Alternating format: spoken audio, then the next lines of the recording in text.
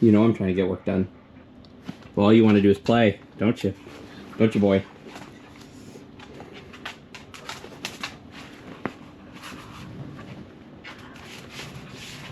You're making it very hard to work because you want to play. This is the life of a dog owner. Well, who's also editing it. Also trying to edit their first feature film. So as you can see, I'm working my way through dailies. I've got an even bigger camera on my desk today. Some snacks and Tombow, which you probably, actually, I guess you can see because it's that wide. Ugh. It's been a couple of days. I am currently looking at dailies for day 13. I have to at least be through day 15 or 16 by the end of the day today. Okay, so what am I talking about today? Let's talk about the origins of the movie and kind of put that into perspective.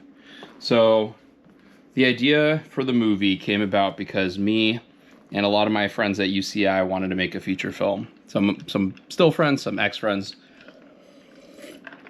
We only knew one person who actually did it. And he ended up helping us out on the film, Alan. You already know. So yeah, we wanted to make a feature film. And we had started planning on making a feature film pretty much since I had graduated. But getting everything put together is a lot more difficult than I guess you would imagine it to be. So for example, movies are expensive, right? And so everyone tells you if you're going to make a feature film, make it in one location so that you don't have to worry about buying a location. And that ended up being one of the harder parts. So we actually came up with a script probably 6 or 7 years ago when I first moved to Georgia. And the script was a lot. It's not bad, but it's sort of a weird compromise between wanting to have everything we wanted in a movie, but also knowing we had no budget to make it. And that part proved to be difficult. Flash forward, so we always knew we wanted it to be action. We wanted there to be gunfights. We wanted there to be fighting. We wanted some drama. I knew I wanted some sort of a female character in there. And we wanted, and then some other things came about, a rival villain, which is always fun to do. Things like that. It was all in sort of like this original draft of the film. I was trying to look for ways to get into it as well. Fast forward to 2023, end of 2023, start of 2024, and my wife tells me that I need to make a feature film now. By the end of 2024, I have to have the principal photography shot, or I need to stop complaining about wanting to make a feature film. It's one of those things where like life is starting to get to the point where it's untenable and you want to start making future plans, but you still have this roadblock. So I decided to go back in and refocus it. There's a ton of great resources online that talk about like how to format your first feature film. And if you've ever watched a movie that takes place in one location, I watched one by a guy from Standard Story Company, I believe is the name of his YouTube channel. He's really good. He has a lot of really good breakdowns, a lot of really easy breakdowns. And he basically was just like, yeah, we wrote it for one location. But then you go and you watch the movie and you realize it wasn't just one location. It was like 3 or 4 different locations. But the majority of the drama takes place in one spot. And that was my in. So then I started thinking, okay, what kind of movie could I make that would be action-oriented, take place in one location, and I came up with this idea of a buddy movie. But of course, it wasn't just like a traditional buddy movie. There's a good saying that it's like,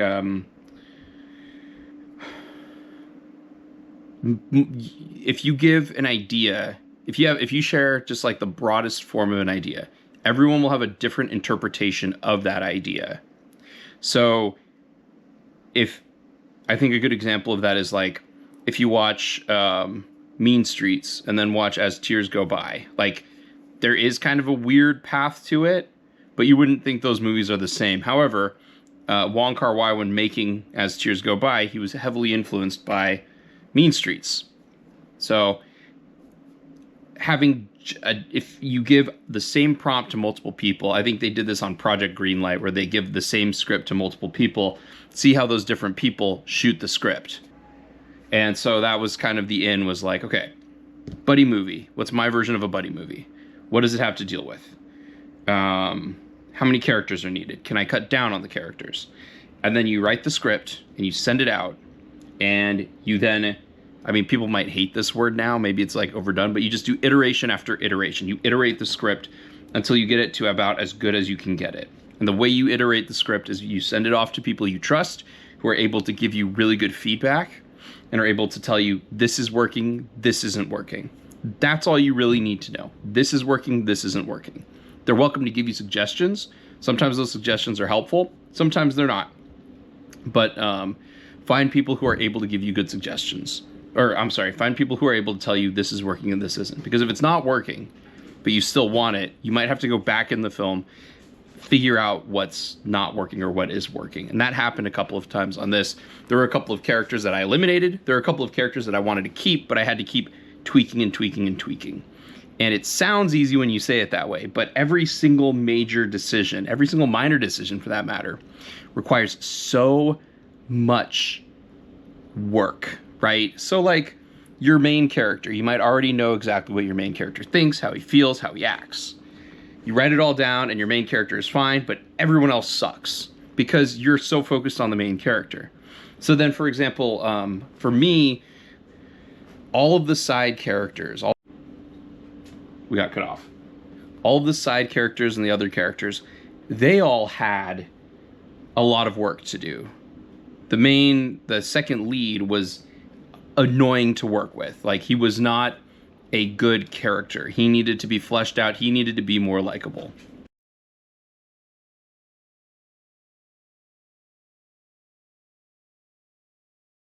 The girlfriend character seemed to have no real purpose in the plot. Originally, she ended up getting kidnapped, and then the main character and the best friend had to like concoct some sort of like duel / shootout to rescue her. And it's like, no, that's not going to work.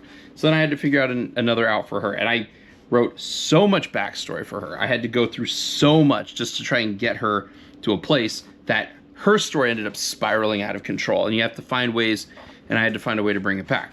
One of the main villains, right? Hey, what's up, boy? Anyway, one of the main villains, he was just so obviously unlikable that you have to go back in and you have to rewrite it and you have to make him likable. You have to make him connected. So that was where a lot of the problems came in. And then I constantly was trying to cut down the page count. But we finally had something we liked. We knew it would take place in one location. The only thing we had left was to secure the location and secure the cast. And those two things ended up being a lot more difficult. Key takeaway from this: have a clear purpose in mind, have clear restrictions to keep you honest. Even if you exceed those restrictions, it's important to have them, right? So my main restriction was one location, as few characters as possible. Did I exceed that? Absolutely. Did I try my best not to? Definitely. And you also make sure that the other people who are reading this know that as well, because they keep you honest. They say, hey, why do you have so many characters? Some of these are superfluous. You can get rid of them. So yeah, those are kind of some of the key takeaways from the writing process. Also, it's long. The writing process is incredibly long. You're going to want to send a draft out and not look at it for months. Then when you go back to look at it, you need to be extremely judicious in your corrections on it. So anyway, I guess that's all I wanted to talk about here. As you can see, I've been playing around with color correcting. Trying to just kind of get a bunch of different looks, see what works, see what doesn't. So this is a scene that takes place later in the movie. This is not the final grade, hashtag not the final grade. But it does give me a good sense of like, how does the footage look? How does it come out? Does it even come out looking okay? So, all right, until next time.